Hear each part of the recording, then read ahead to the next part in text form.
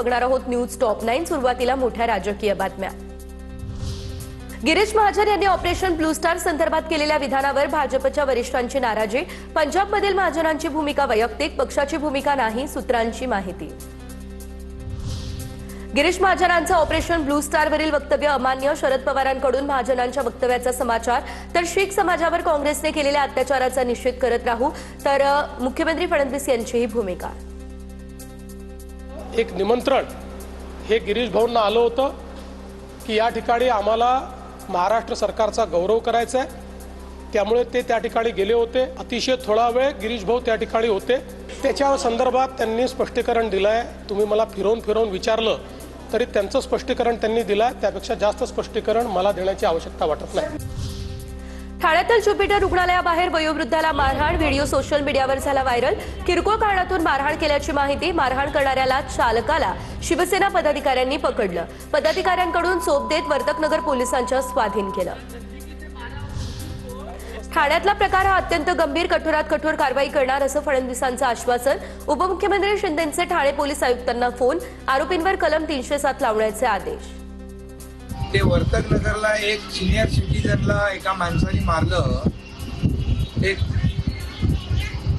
त्याला चांगला धोका, त्याच्यावर त्याला फ्रॅक्चर केला, त्याच्यावर 307 कलम दाखल करून टाका इमिजिएट। म्हणजे परत कोणी अरे त्याच्या मिसेसच्या समोर तो मारतोय तर ते अटेम्प्ट टू मर्डर लावून टाका त्याच्यावर।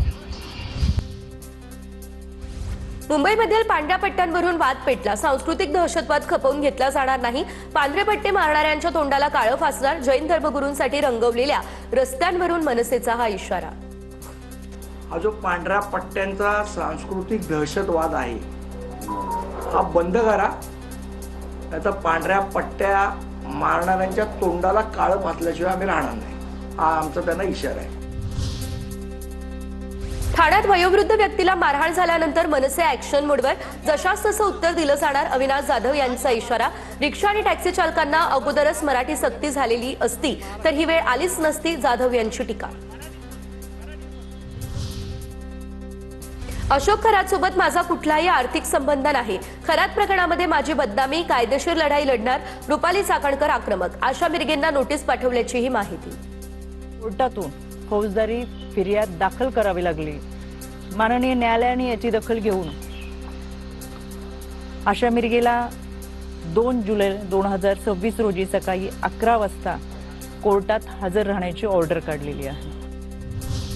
कृषी मंत्री दत्तात्रय भरणेंकडून शेतकऱ्यांची थट्टा। तुम्ही मोठी माणसं, मी साधा माणूस। शेतकऱ्यांशी बोलताना भरणेंचं वक्तव्य। जळालेल्या ऊसाचा पंचनामा करण्याची शेतकऱ्यांची मागणी होती। भरणेंचा व्हिडिओ व्हायरल।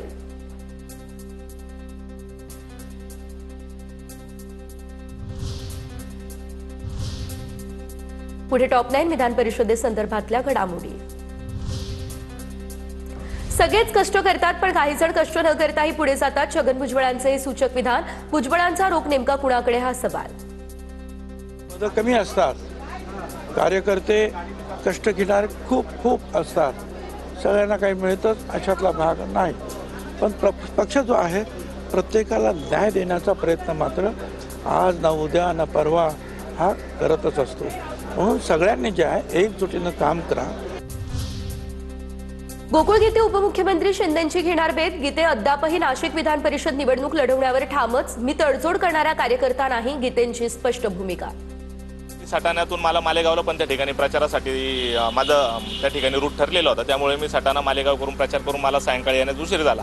तर गणेश भाऊ काल दुपारीच मुंबईकडे रवाना झालेले, पण मला आता माझ्या माहितीप्रमाणे मुख्यमंत्री साहेब त्या ठिकाणी दिल्लीला गेलेले आहेत। पण मला गणेश भाऊंचा निरोप आहे की आपल्याला उपमुख्यमंत्री शिंदे साहेब त्या ठिकाणी आज भेटणार आहेत। विधान परिषद निवडणुकीत पैशांचा मोठ्या प्रमाणात वापर, निवडणूक धन टांगण्यांची झालेली आहे। शिंदेंच्या शिवसेनेचे नेते हेमंत पाटलांचा महायुतीला खर्च आहे। राजूरकरांच्या प्रचाराकडे पाठ फिरवली।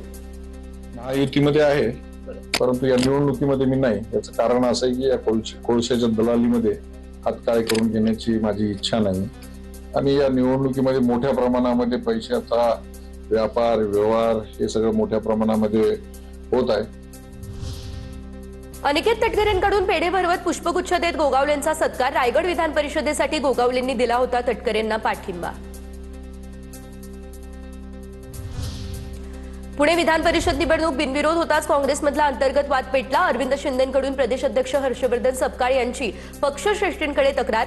कुणाशीही चर्चा न करता पवारांच्या उमेदवाराला पाठिंबा दिल्याचा आरोप.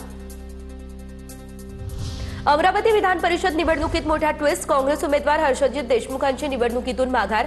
नागपूरमधील खासगी रुग्णालयामध्ये उपचार घेत असल्याची माहिती. तर हा उमेदवार मॅनेज झाल्यासारखा आहे. 15 ते 20 कोटी रुपये त्यांनी घेतल्याचं बोललं जात आहे. काँग्रेसच्या नेत्या यशोमती ठाकूर यांचा आपल्याच पक्षाच्या उमेदवारावर हा आरोप.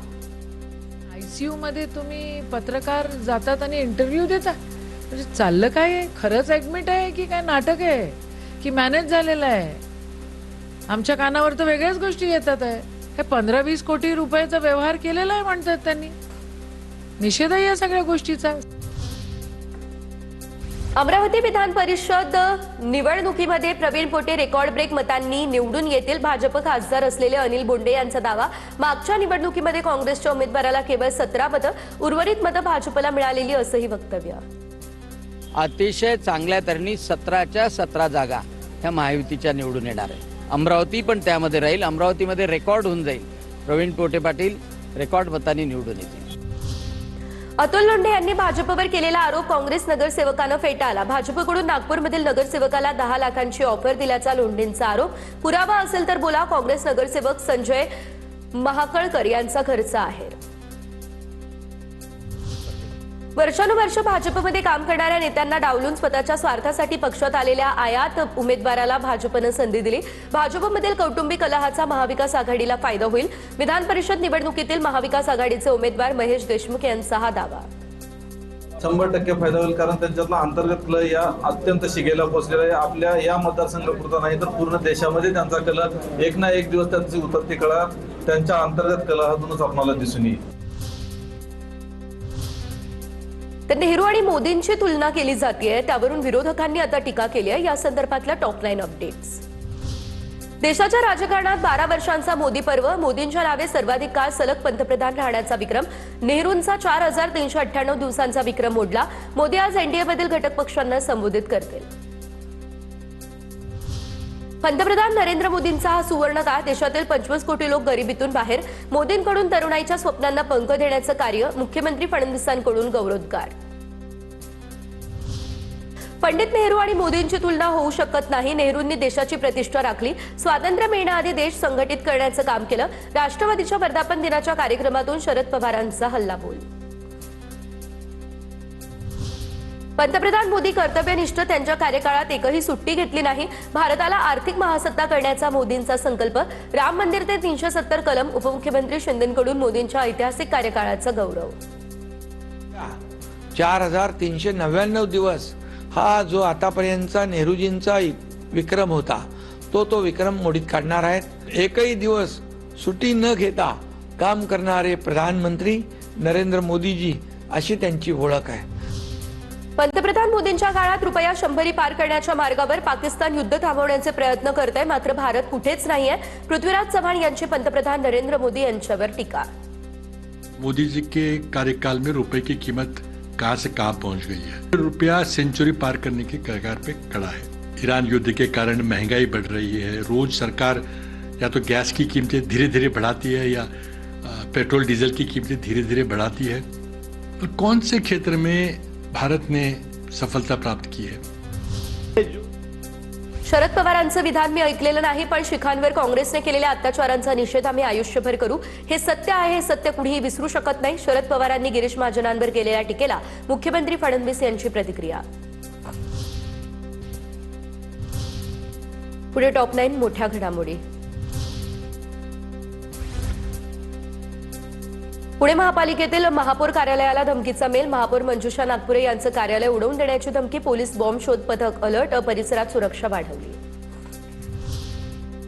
पुण्यानंतर मुंबईच्या महापौरांना धमकीचा मेल. रितू तावडेंचं कॅबिन आणि वाहन बॉम्बने उडवण्याची धमकी. नागपूरमधील संघाच्या कार्यालयाला धमकीचा मेल. प्रशासन आणि सुरक्षा यंत्रणा सतर्क.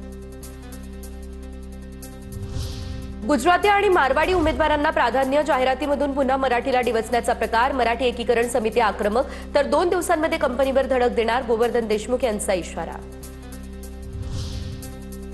मुंबईमधील पांढऱ्या पट्ट्यांवरून वाद पेटला. सांस्कृतिक दहशतवाद खपवून घेतला जाणार नाही. पांढरे पट्टे मारणाऱ्यांच्या तोंडाला काळं फासणार. जैन धर्मगुरूंसाठी रंगवलेल्या रस्त्यांवरून मनसेने दिला इशारा. राष्ट्रवादी काँग्रेस पक्षाचा आज 27वा वर्धापन दिन. दिल्लीमध्ये सुनेत्रा पवार यांच्या हस्ते राष्ट्रवादीच्या कार्यालयात ध्वजारोहण संपन्न. अजितदादांच्या आठवणीत सुनेत्रा पवार भावुक.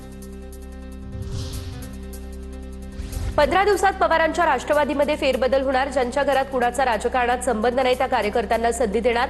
रोहित पवार यांची माहिती. 15 दिवसामध्ये काही प्रमुख ज्या काही संघटनात्मक आपली पदं आहेत, कुठल्याही नेत्याचा कुठलंही नातं नाही, कुठेही त्या ठिकाणी घराण्याशाहीचं त्या ठिकाणी नातं नाही, अशा सामान्य परिवारातल्या पदाधिकाऱ्यांना त्या ठिकाणी पुढच्या 10 ते 15 दिवसामध्ये आपल्याला पद द्यायचे असं त्या ठिकाणी आम्हाला सगळ्यांना सांगण्यात आलेलं आहे. अत्यंत अमित शहा यांची स्ट्रॅटेजी आहे फुटले फुटले बोलायची. ज्यांना जायचं ते गेले. सर्वजण पक्षासोबत मजबूतीने उभे आहेत. ठाकरेंचे खासदार भाजपच्या संपर्कात. या चर्चेवर संजय राऊतांची प्रतिक्रिया.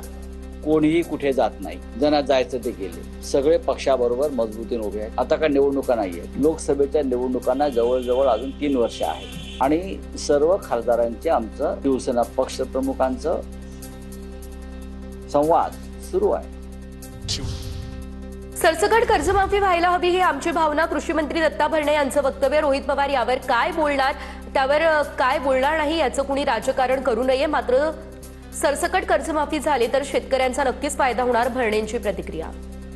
30,000 कोटीपेक्षा जास्त रक्कम या कर्जमाफीसाठी आपल्याला सरकारला द्यावी लागणार आहे. आणि अजूनही काही शेतकऱ्यांचे अडचणी, शेतकरी त्यामध्ये निवेदनं येत आहेत आणि या बाबतीमध्ये काय करणं गरजेचं आहे की जेणेकरून शेतकऱ्याला मदत होईल, या कर्जमाफीमध्ये शेतकऱ्यांना अधिक लाभ होईल. या बाबतीमध्ये ज्या आमच्या उपसमित्या तयार झालेल्या आहेत. सोलापुरात काँग्रेस खासदार प्रणिती शिंदेंना आणखी एक धक्का. सोलापूर काँग्रेसचे जिल्हा संघटक महेश हसापुरे शिंदेंच्या सेनेत. उपमुख्यमंत्री शिंदेंच्या उपस्थितीत शिवसेनेमध्ये केला पक्षप्रवेश. पुढे बघूया टॉप 9 मोठ्या बातम्या. मीनाक्षी नटराजन यांचा उमेदवारी अर्ज रद्द केल्यानं काँग्रेस आक्रमक. हर्षवर्धन सपकाळ यांच्या उपस्थितीत टिळक भवन परिसरात आंदोलन. मध्य प्रदेशमध्ये काँग्रेसच्या राज्यसभेच्या उमेदवार मीनाक्षी नटराजन यांचा उमेदवारी अर्ज बाद झाला, त्यामुळे काँग्रेस आक्रमक. आषाढी वारीच्या परंपरेला पर्यावरण संवर्धनाची जोड देणार. राज्यातील पालखी मार्गांचे व्यापक हरितीकरण करण्याचे निर्देश. सांस्कृतिक कार्यमंत्री आशिष शेलार यांनी दिले निर्देश. नमामि चंद्रभागा योजना 10 वर्षांपासून रखडल्यानं भाविकांमध्ये नाराजी. पंढरपूरच्या चंद्रभागा नदी स्वच्छतेसाठी नमामि चंद्रभागा योजना, नदी संवर्धन, प्रदूषण मुक्तीची अनेक कामं रखडली. योजना पूर्ण करण्याची भाविकांची मागणी. संत तुकाराम महाराजांच्या 341व्या आषाढी वारीसाठी देहूमध्ये नवीन चांदीचा पालखी रथ तयार. 250 किलो चांदीचा मुलामा, आकर्षक नक्षीकाम आणि हलकं वजन ही या रथाची वैशिष्ट्य. 7 जुलैला हा रथ पंढरपूरकडे प्रस्थान करणार. लातूरमध्ये बैल दगावला, त्यामुळे शेतकऱ्यावर पत्नीला नांगराला झुंपण्याची वेळ. तर व्हायरल व्हिडिओवर मुख्यमंत्र्यांची तत्परता. जिल्हाधिकाऱ्याला सांगत शेतकऱ्याला बैल उपलब्ध करून दिला. नागपूर जिल्ह्यामध्ये अंगणवाड्यांच्या विकासासाठी मिशन कायापालट. अंगणवाडी अभियानाची सुरुवात. अभियानाअंतर्गत अंगणवाड्यांना मूलभूत सुविधा उपलब्ध करून दिल्या जाणार. बनावट कागदपत्रांच्या आधारे अल्पसंख्याक कोट्यातून 300 पेक्षा जास्त विद्यार्थ्यांचे इंजिनिअरिंगला प्रवेश. मुख्यमंत्र्यांना भेटून एसआयटी चौकशीची मागणी करणार. राज्य अल्पसंख्याक आयोगाचे अध्यक्ष प्यारे खान यांची ही माहिती.